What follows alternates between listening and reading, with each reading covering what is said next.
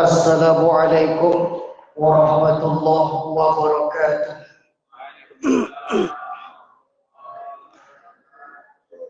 Alhamdulillahi rabbil alamin wa bihi nasta'in ala umuri dunya waddin. Wassalatu wassalamu ala asrafil anbiya'i wal mursalin wa ala alihi wa sahbihi rasulillahi ajma'in. Allahumma salli ala Sayyidina Muhammad wa ala ali Sayyidina Muhammad. Bismillahirrahmanirrahim. Fi qulubihim maradun fazadahumullahu marada wa lahum azabun alimun bima kanu yaksibun. Sadaqallahul azim. Hadirin wal hadirat sidang jamaah tarwih, Bapak Ibu, saudara-saudari, adik-adik yang dirahmati Allah Subhanahu wa taala, yang sama-sama kita hormati dan dimuliakan Allah selaku ketua masjid beserta staf jajaran, dan yang sama-sama kita hormati dan dimuliakan Allah selaku ketua panitia Ramadan beserta jajaran, dan yang saya hormati dan dimuliakan Allah, imam, khatib, tokoh masyarakat, baik Bapak RW maupun Bapak RT, semua kita yang hadir pada malam hari yang berbahagia ini, semoga kita selalu diberikan kesehatan oleh Allah Subhanahu wa taala. Semoga kita selalu dilimpahkan rahmat dan hidayahnya, dan semoga semua kita yang hadir di malam hari berbahagia ini nanti di alam akhirat kita dikumpulkan di dalam surganya Allah Subhanahu wa taala. Ibu yang tak ikut aminkan tak ikut ke dalam surga. Bu, aminkanlah Bu. Baru 3 orang. Bersyukur kita kepada Allah, ucapan alhamdulillahi rabbil alamin. Berselawat kepada junjungan alam Nabi besar Muhammad sallallahu alaihi wasallam dengan sepotong salawat, Allahumma salli ala Sayyidina Muhammadin wa ala ali Sayyidina Muhammad. Hadirin wal hadirat sidang jamaah Bapak Ibu yang dimuliakan Allah Subhanahu wa taala, di mana yang mengisi kajian pada malam hari ini adalah Al-Ustadz Arismil Jambak. Jambak, Pak. Ada orang Jambak? Suku Jambak ada? Tak ada. Jambak itu ibu bapak jangan pernah bayangkan jambu bol ya. Kalau di kampung kami jambak itu buah-buahan. Tapi bukan, Pak. Jambak itu adalah singkatan Jawa, Minang, Batak. 3 yang dipegang sama dia. Jamaah yang dimuliakan Allah Subhanahu wa taala. Bagi anak-anak yang catat, buat tema kita malam hari ini adalah jagalah hati. Singkat saja. Tak usah panjang-panjang judulnya. Singkat selesai, Pak. Untuk apa ceramah sampai subuh, masuk kanan, ndak keluar-keluar siap itu leh. Itu parah tuh. Apa tema kita tadi? Jagalah hati. Hadirin sidang jamaah, Bapak Ibu yang dimuliakan Allah, maka di dalam kitab, nama kitabnya adalah Kitab Sairus Shalikin yang dikarang oleh Syekh Abdul Somad Al-Falambani. Beliau belajar di kota Mekah, orangnya orang Palembang, belajar ke sana, maka membuat satu kitab. Nama kitabnya adalah Kitab Sairus Shalikin. Dia bahasa Arabnya bahasa Arab Melayu. Bagaimana supaya kita paham belajar agama, maka dipermudah dan ditulis dengan bahasa Arab Melayu. Bapak Ibu yang dimuliakan Allah Subhanahu wa taala, maka di dalam kitab itu ada sebuah hadis Nabi yang saya baca. Kata Rasulullah sallallahu alaihi wasallam, fi jasadi 'alal insan mudghatan, bahwa di dalam tubuh, di dalam jasad kita ini Bapak Ibu, ada segumpal mudghah. Kalau mudghah itu bahasa Arabnya, kalau bahasa kitanya segumpal daging. Fa idza salahat salahalaha sairul badani. Apabila segumpal mudghah itu elok, Pak, baik Bapak Ibu yang dimuliakan Allah, maka bentuk pengaktivitasan keseharian kita pun juga baik. Namun sebaliknya, fa iza fasadat fasadalaha sairul badani. Apabila segumpal mudghah itu tak bagus, tak baik, binasa, cilaka, maka tak eloklah dalam aktivitas keseharian yang kita lakukan. Kadang-kadang senonoh, mudah kita merendahkan orang lain, mudah kita mencaci orang lain, keluar kalimat-kalimat yang tidak bagus di mulut kita. Bapak Ibu yang dirahmati Allah, kata Rasulullah, ala wahiyal qalbu, maka itulah yang disebut dengan hati. Apa tadi nak? Itulah yang disebut dengan hati. Bang punya hati. Punya hati. Dijawablah. Indah Ustaz bilang. Ibu punya hati, Bu. Punya. Bapak punya hati, Pak. Punya ya. Punya. Sama-sama punya hati. Ibu, apakah sama hati ibu dengan hati bapak? Sama. Dari mana letak samanya, Bu? Sama-sama punya hati. Hati bapak sama bapak. Hati ibu sama ibu. Beda, Pak. Hati saya seorang laki-laki dan seorang perempuan berbeda. Di mana letak bedanya? Ini menurut penelitian yang saya baca, bahwa perempuan itu lebih banyak menyimpan perasaan ketimbang akalnya. Iya, Bu? Bu contohkan, Bu, ya. Kita pulang terawih beko, Bu. Salat witir terakhir pulang pakai motor. Itu kan ada simpang 3 situ kan? Ada yang paham bahasa Ambo kok, Pak? Paham? Oh, berarti awak juga berarti kok. Itu kan ada di pendakian simpang 3, Pak. Bu, ada simpang 3 di situ kan? Ada. Ibu bawa motor.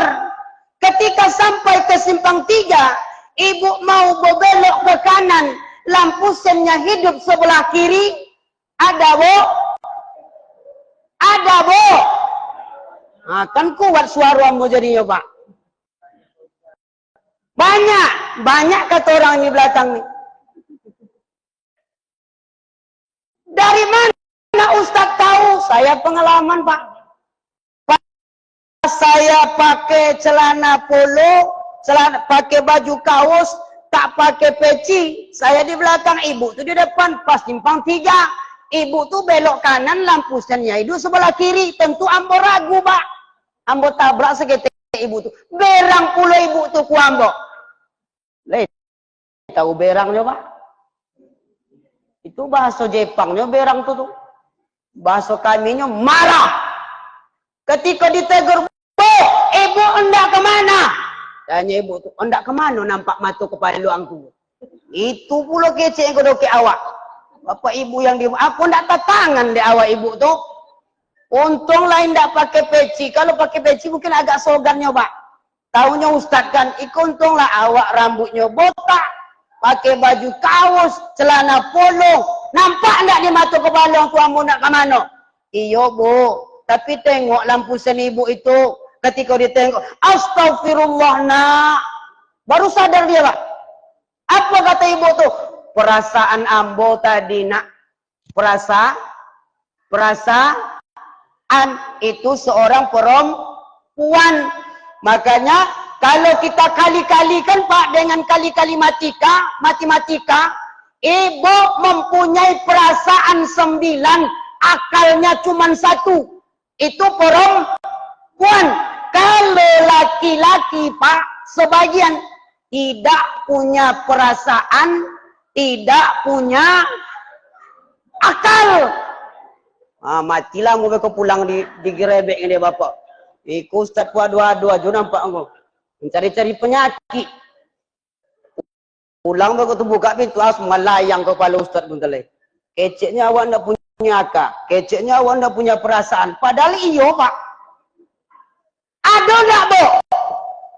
Ada ndak bu? Ada. Seorang suami yang tak punya akal dan tak punya perasaan. Makanya ada 10 istri yang curhat ke ambo pak. Tapi ndak minta mencari laki ke ambo doh. Curhat isi hatinya ke ambo. Kamu ceritakan seketik ndak bersobokkan orangnya pak. 3 boleh tahun bu. Ustaz boleh ambo bertanya. Boleh. Apa bu? Kata jemaah ambo daerah Rimbo Panjang tinggalnya pak. Boleh bu silakan. Apa kata ibu tu? Boleh ambo melawan ke suami.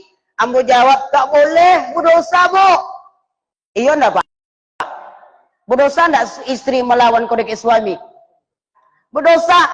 Tapi sebelum diceritakannya pak, apa ceritanya? Ustaz, sudah 13 tahun kami nikah Ustaz. Laki ambo tuh Kiki. Tahu Kikinya? Boleh. Pilih bahasa itunya lah, pilih sepilih-pilihnya. Dan pertama Ustaz, dan kedua kalau pulang laki ambo kerojo Ustaz, setiap hari setiap malam ambo konai tangan dek laki ambo. Bu, kalau macam itu laki jumpa bu, apabila ibu melawan berdosa lagi tu bu. Tadi kata ibu berdosa, macam mananya ibu kok? Ya Allah ya Tuhan. Tidak konsisten hati ibu kau nampak.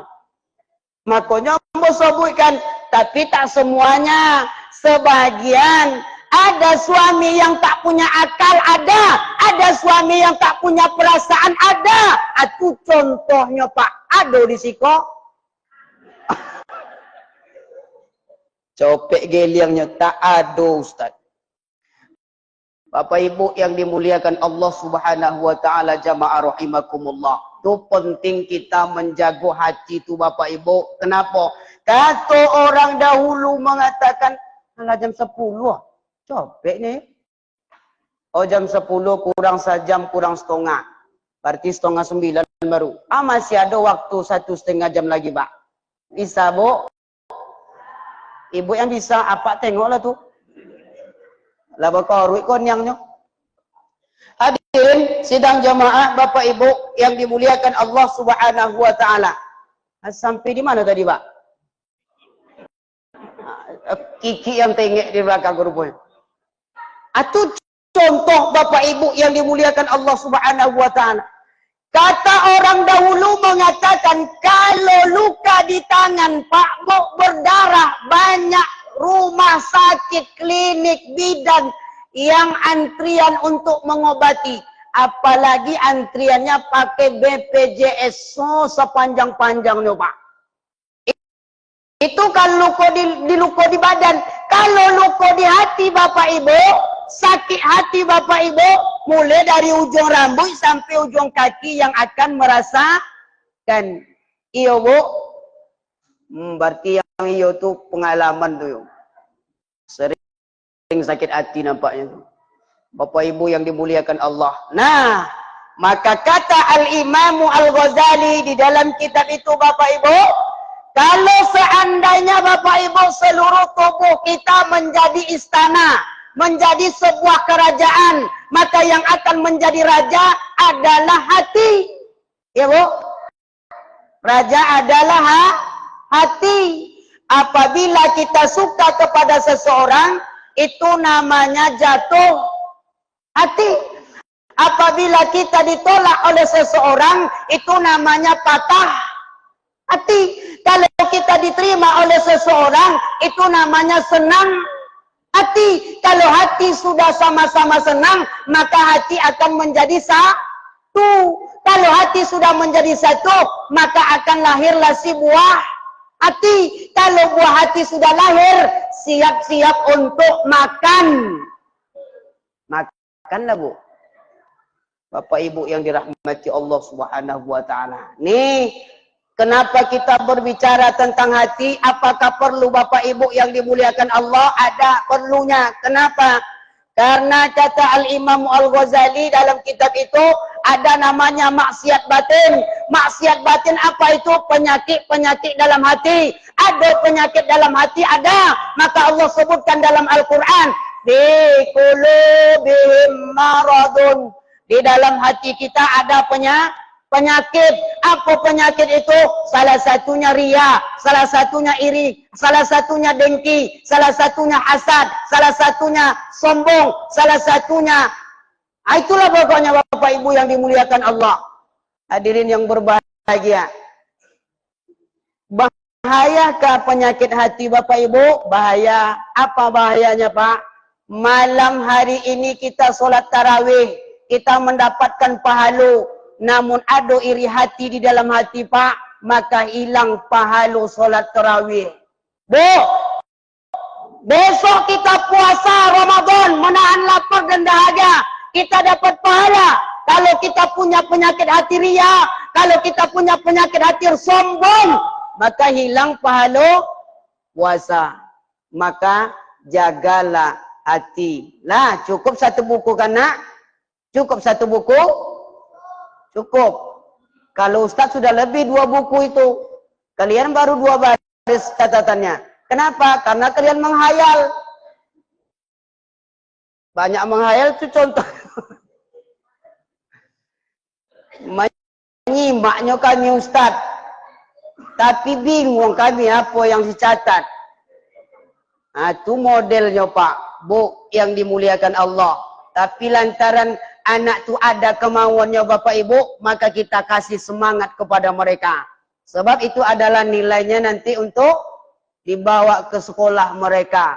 Bapak Ibu yang dimuliakan Allah, inilah yang dapat saya sampaikan. Jika ada kata yang saya keluarkan menyinggung hati dan perasaan orang tua saya, sahabat-sahabat saya, saudara-saudari saya, maka saya mohon maaf sebesar-besarnya Pak.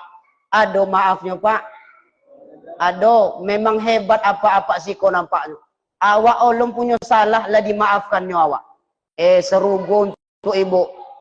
Apa naroko. Hadirin yang dimuliakan Allah Subhanahu wa taala. Saya undur diri, kurang lebih mohon maaf. Wabillahi taufiq wal hidayah. Assalamualaikum warahmatullahi wabarakatuh.